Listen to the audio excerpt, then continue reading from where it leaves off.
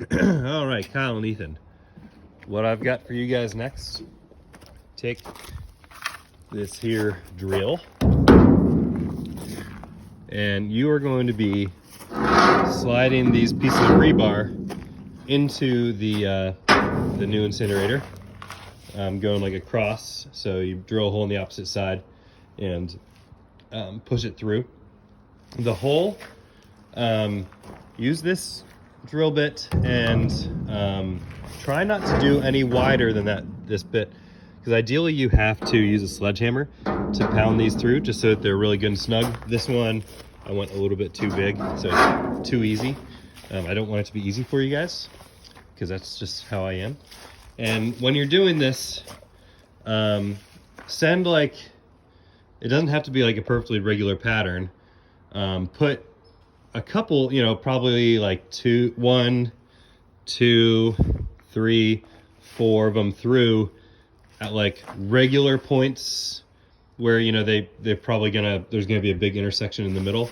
But then, I think, how many do we have over here? We should have probably at least 10 or 12 pieces of rebar. We've got 1, 2, 3, 4, 6, 7. Yeah, so we've got a bunch.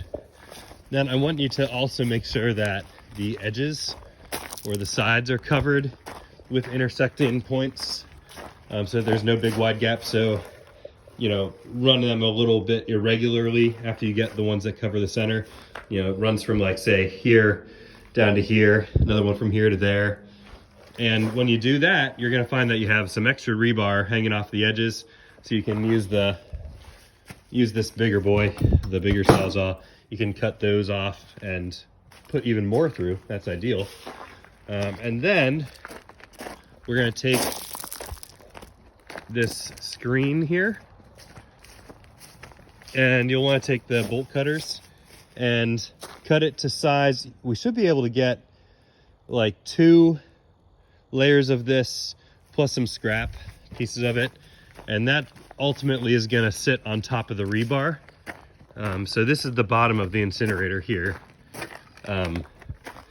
So it's going to be rebar and then the screen on top of it. So you can cut that to size.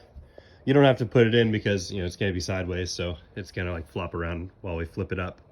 But yeah, so that's something you can do after your gas run and dropping off the wood splitter. Thanks.